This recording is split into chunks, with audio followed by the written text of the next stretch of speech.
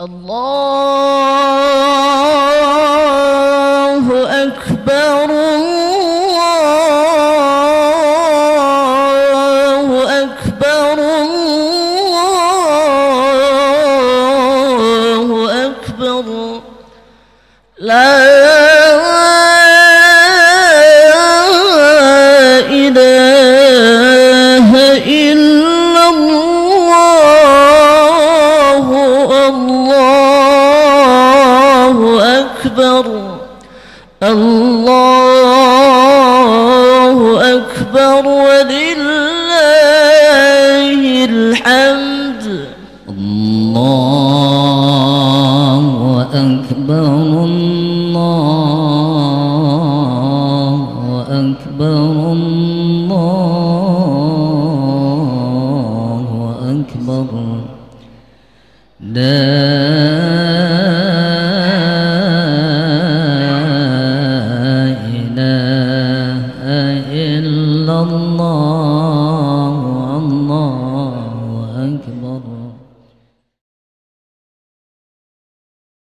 الله أكبر الله أكبر الله أكبر الله أكبر الله أكبر الله أكبر الله أكبر كبيرا والحمد لله العظيم بكرة وأصيلا الله أكبر ما سار الحجاج إلى حرم الله من كل فج عميق فلما وصلوا إلى المواقيت التي في الطريق تجردوا من المخيط وتذكروا حال القبر والمحشر الله أكبر ما أدوا المناسك كاملة ورجعوا إلى أوطانهم ومغفرة الله لهم شاملة فأقبلت عليهم وفود الخير وزال عنهم الشر وأدبر سبحان من خلائق الخلائق على غير مثال سبحان الموصوف بصفات الجمال والجلال والكمال سبحان من لا يقع في ملكه إلا ما أراد وقدر الحمد لله الذي بسط لنا بساط الأنس والمحبة وقبل عمل حجاج بيته فعامله معاملة الأحبة أحمده جل شأنه فهو أجل من يحمد ويشكر الحمد لله الذي يقبل التوبة عن عباده ويعفو عن كثير الحمد لله الذي لم يتخذ صاحبة ولا ولدا ولم يكن له شريك في الملك ولم يكن له ولي من الذل وكبره تكبيرا أشهد أن لا إله إلا الله أذل من جحد وكفر وأشهد أن سيدنا محمدا رسول الله خير من حج واعتمر اللهم صل وسلم وبارك على سيدنا محمد وعلى آله وأصحابه أجمعين فيا عباد الله اتقوا الله حق تقاته ولا تموتن إلا وأنتم مسلمون Ma'asyiral muslimin, hadirin jamaah salat Idul Adha Masjid Baitur Ridwan rahimakumullah. Marilah khatib mengajak diri sendiri dan juga jamaah sekalian. Marilah kita tundukkan kepala dan jiwa kita di hadapan Allah yang Maha Besar. Mari jauhkan sifat-sifat keangkuhan dan kesombongan yang dapat menjauhkan kita daripada rahmat Allah Subhanahu wa taala. Apapun kebesaran yang kita sandang pada hari ini, jabatankah, hartakah, ketampanan dan lainnya, pada hakikatnya kita ini semua kecil di hadapan Allah. Betapapun kuat dan perkasanya kita, sesungguhnya kita adalah lemah di hadapan Allah yang Maha Kuat, Al-Azizul Qahhar. Betapapun hebatnya kekuasaan dan pengaruh kita, kita tidak berdaya dalam genggaman Allah yang Maha Kuasa atas segala galanya. Karena itu marilah kita bertakwa kepada Allah untuk keselamatan hidup di dunia dan di akhirat. Amin ya rabbal alamin. Ma'asyiral muslimin, hadirin jamaah salat Idul Adha rahimakumullah. Pada hari ini 10 Zulhijjah 1444 Hijriah, kita memasuki hari raya Idul Adha atau Idul Kurban atau Idul Nahar, salah satu hari raya yang sangat agung, lebih agung dan lebih mulia daripada Idul Fitri. Kenapa demikian? Karena hari raya Idul Adha atau Idul Kurban ini terletak dalam rangkaian pelaksanaan ibadah haji setelah terjadinya peristiwa wukuf di Arafah pada tanggal 9 Zulhijjah. Yang kedua, karena pada pelaksanaan Idul Adha bukan hanya pelaksanaan salat dan khutbahnya saja, tapi ada rangkaian daripada penyembelihan hewan kurban pada hari-hari tasyrik 10, 11, 12 dan 13. Itu sebabnya kita dianjurkan untuk banyak-banyak bertakbir, paling tidak pada selepas kita melaksanakan solat-solat fardu baik di masjid maupun di rumah kita masing-masing, sampai dengan tanggal 13 waktu asar, di akhir tanggal 13 waktu asar. Ma'asyiral muslimin, hadirin jamaah salat Idul Adha rahimakumullah. Allah Subhanahu wa taala menyatakan di dalam Quran surat Al-Hajj, wa likulli ummatin ja'alna mansakan liyadhkuru ismallah ala ma razaqahum min bahimatil an'am fa ilahukum ilahu wahidun falahu aslimu wa basyiril muhsinin wa basyiril mukhbitin. Yang artinya bagi setiap umat kami syariatkan mansak, bentuk tunggal, bentuk jamaknya manasik. Kemudian dijelaskan oleh para ulama, mansak atau manasik adalah pensyariatan kurban.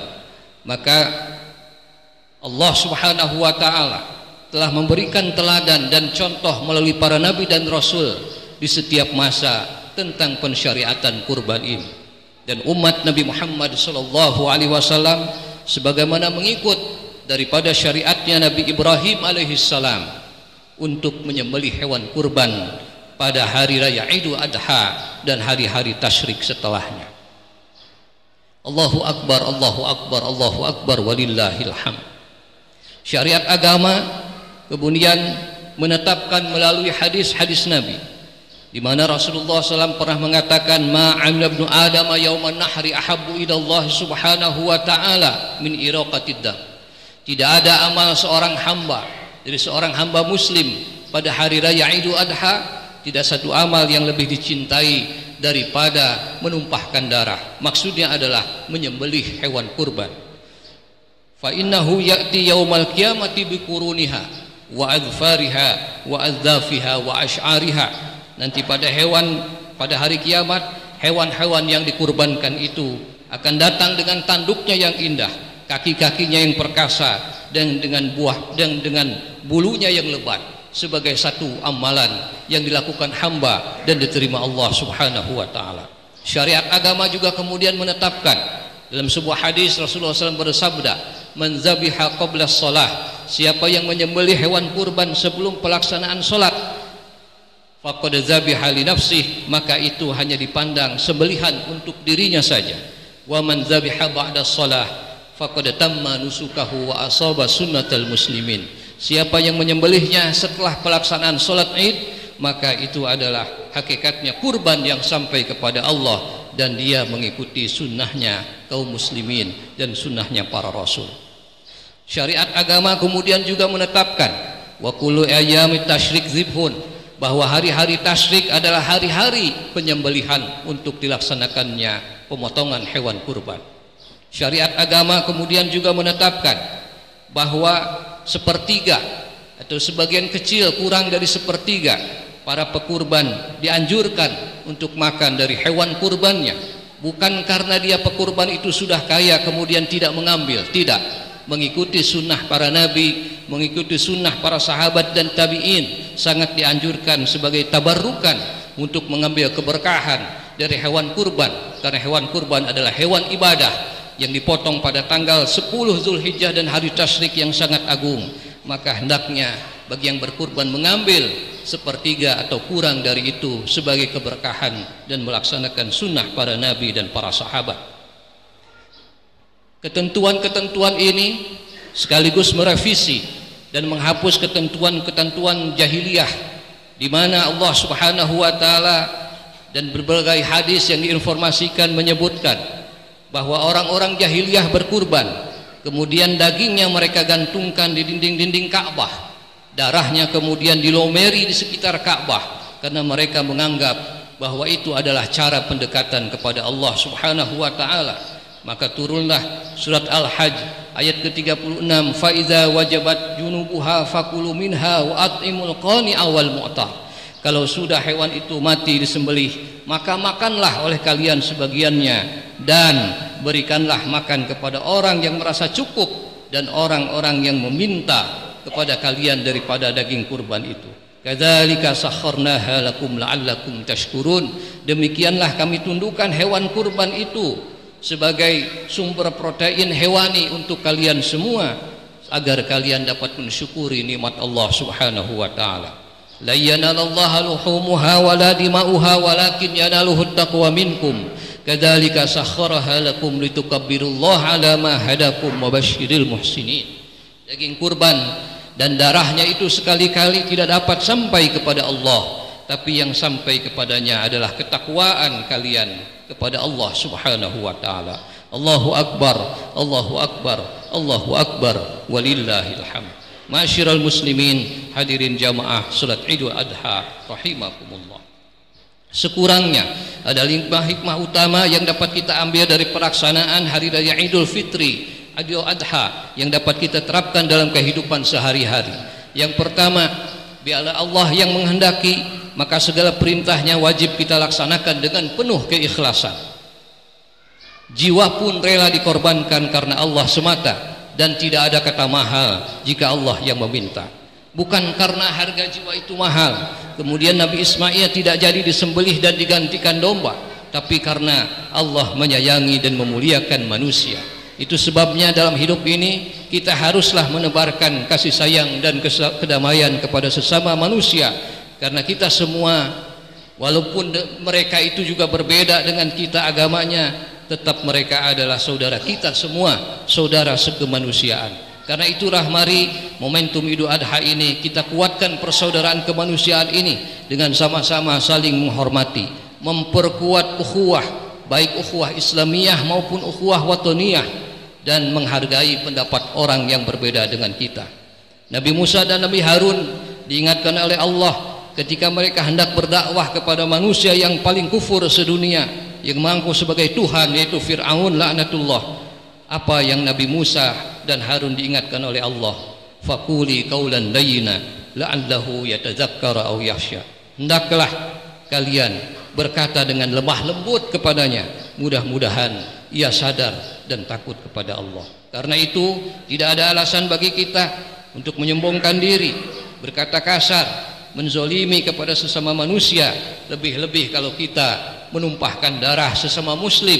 Karena sesama muslim jiwanya, hartanya, kehormatannya wajib dijaga dan dilindungi, sebagaimana yang Rasulullah sabdakan dalam haji wada'nya yang sangat terkenal, bahwa inna amwalakum wa irdukum wa dima'ukum haramun ka harami yumikum hadza. Sesungguhnya harta, kehormatan, darah daripada setiap manusia, khususnya muslim, itu adalah dilindungi, diharamkan, jangan sampai ditumpahkan dan diambil, sebagaimana haramnya kalian hadir pada waktu pelaksanaan wukuf di Arafah. Allahu akbar, Allahu akbar, Allahu akbar, walillahil hamd. Yang kedua, melalui Idul Adha atau Idul Kurban, ada sesuatu yang harus kita sadari, bahwa dalam diri kita ini pasti ada egoisme, pasti ada kehendak-kehendak dan keinginan-keinginan yang barangkali keinginan-keinginan itu seringkali menjerumuskan kita untuk berbuat zalim kepada orang lain. Karena itu melalui momentum Idul Adha, mari kita singkirkan, mari kita sembelih dari diri kita sifat-sifat dan tabiat ataupun akhlak yang tidak baik. Egoisme kita ganti dengan solidaritas sosial, ketidaksabaran kita ganti dengan kesabaran. Paling mudah di lampu merah macet, sabar. Di jalan macet, sabar. Itu bagian daripada pengorbanan kita, walaupun itu bukan pengorbanan kambing atau sapi, tapi hakikatnya itu yang Allah kehendaki, pengorbanan untuk kemanusiaan dan pengorbanan untuk solidaritas sosial atau kejamaah. Mari kita terus berupaya dari waktu ke waktu untuk menghilangkan dan mengendalikan daripada sikap buruk itu, diganti dengan sifat-sifat ketakwaan dan amal saleh. Allahu akbar, Allahu akbar, Allahu akbar, walillahil hamd. Yang ketiga, bagi yang berkecukupan, sangat dianjurkan pada hari ini sebagai rasa syukur atas nikmat Allah yang diberikan kepada dirinya untuk berkurban. Kalau tidak mampu, maka manfaatkanlah waktu-waktu hari Idul Adha dan Tasyrik setelahnya untuk kita bersedekah dan berinfak sesuai kesanggupan kita masing-masing. Tidak perlu kita memaksakan diri sampai harus berhutang seandainya kita ingin berkurban, tidak perlu. Imam Syafi'i hanya menyebutkan ibadah kurban ini adalah sunnah muakkad sekali seumur hidup, tapi alangkah baik kalau berulang setiap tahun bagi yang punya keluasan rezeki pada hari.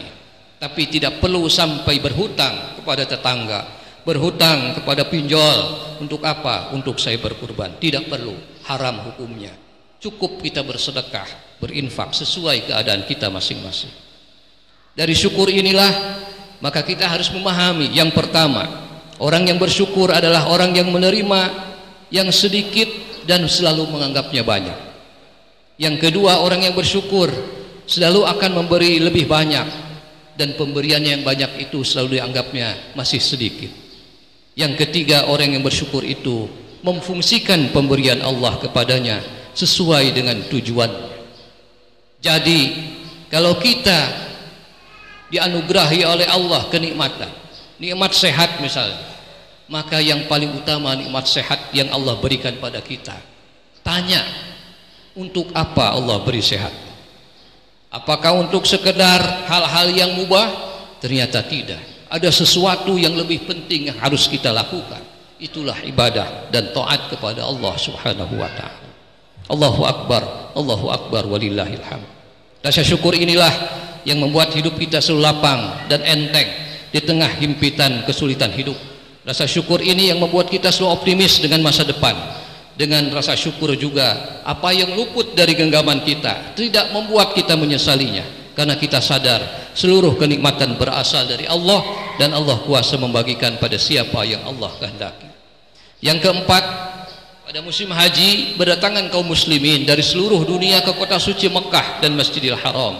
Masjidil Haram yang terletak di sekitaran Ka'bah adalah satu tempat terbuka untuk mengerjakan ibadah haji, umrah dan ibadah lainnya seperti tawaf sa'i, salat, zikir dan lainnya, baik bagi mereka yang berasal dari Mekah maupun yang dari luar Mekah. Dengan kata lain, semua kaum muslimin berhak melakukan ibadah di tempat itu dari manapun mereka datang dan apapun mazhabnya.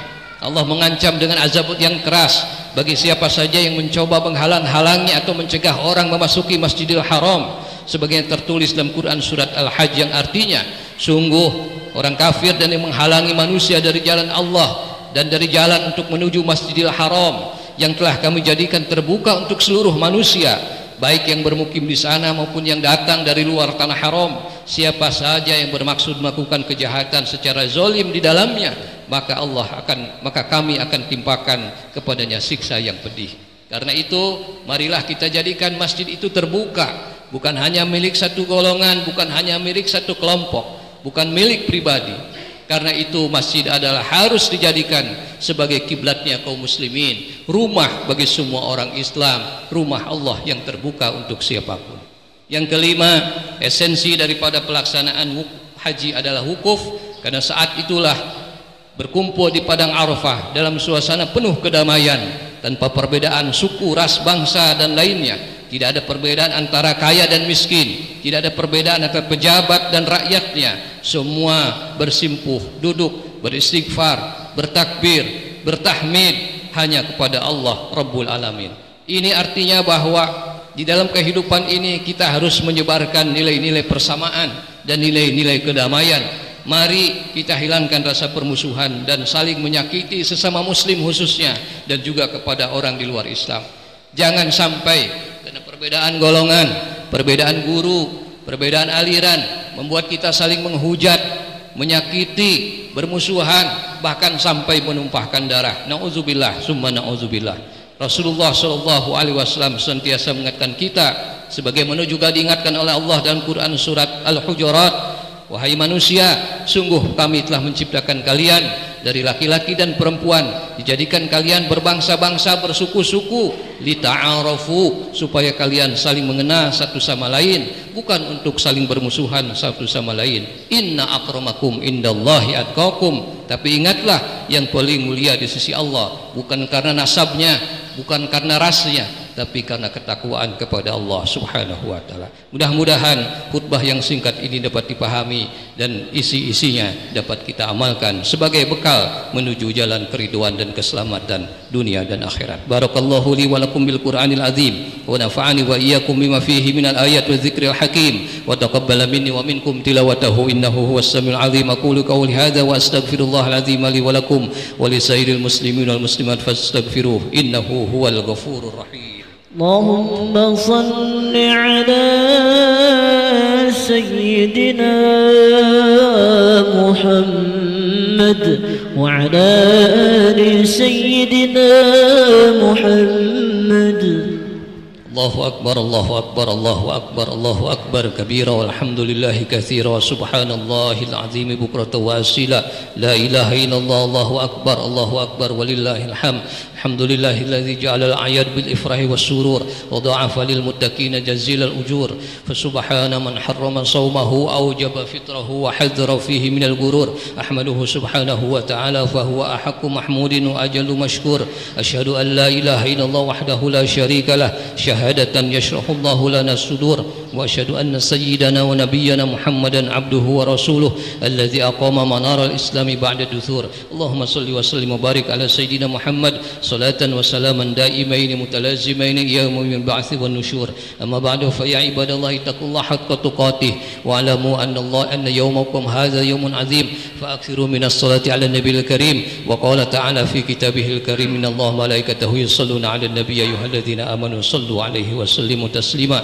اللهم صل على سيدنا محمد في الأولين والآخرين وسلم رضي الله تبارك وتعالى عن سادتنا رسول الله أجمعين. آمين يا الله يا رب العالمين. يا الله يا حشر, sekarang kami berkumpul di hadapan-Mu sebagaimana kami kelak akan dikumpulkan nanti di hari kiamat di hadapan keagungan-Mu. Sekarang Engkau inginkan kami memanggil-Mu dan memohon ampunan-Mu. Kelak di hari kiamat nanti Engkau akan mengadili kami dan mempersiapkan siksa-Mu bagi orang-orang yang tidak bersyukur kepadamu. Ya Allah ya Ghaffar, dengan cahaya-Mu kami mendapat petunjuk, dengan karunia-Mu kami mendapat kecukupan, dengan nikmat-Mu kami memasuki pagi dan petang. Inilah kami ya Allah membawa dosa-dosa kami di hadapan-Mu. Ya Allah, ampunilah dosa dan kesalahan kami, dosa kedua orang tua kami, dosa semua orang beriman. Masukkanlah kebahagiaan pada para penghuni kubur, mereka yang telah mendahului kami, baik orang tua kami, anak-anak kami, kerabat kami, tetangga kami, dan siapa saja yang beriman kepadamu. Ya Allah ya Ghaniyu ya Hamid, kayakan semua orang yang fakir, kenyangkan semua orang yang lapar, tunaikan semua hutang orang yang berhutang, sembuhkan orang yang sakit, dan ubahlah hidup kami ke arah kehidupan yang lebih baik. Innaka ala kulli syai'in qadir birahmatika ya arhamar rahimin. Ya Allah ya Sami, Zat yang maha mendengar, jadikan setiap usaha kami disyukuri, seluruh dosa diampuni, amal-amal kami diterima, dan semua kejelekan kami ditutupi. Bukakanlah ya Allah pintu-pintu surga untuk kami, tutupkanlah pintu-pintu neraka bagi kami semua. Bagi saudara-saudara kami yang sedang menjalankan ibadah haji, jadikanlah haji mereka haji yang mabrur, sa'i mereka sa'i yang diterima, dosa-dosa mereka diampuni, amal soleh mereka diterima, dan kembalikan mereka ke tanah air dalam keadaan selamat. Rabbana atina fid dunya hasanah wa fil akhirati hasanah wa qina azabannar warzuqna jami'an husnal khatimah birahmatika ya arhamar rahimin. Sallallahu ala Muhammadin wa ala Muhammadin walhamdulillahi rabbil alamin. Allahu akbar walillahil hamd. Assalamualaikum warahmatullahi wabarakatuh.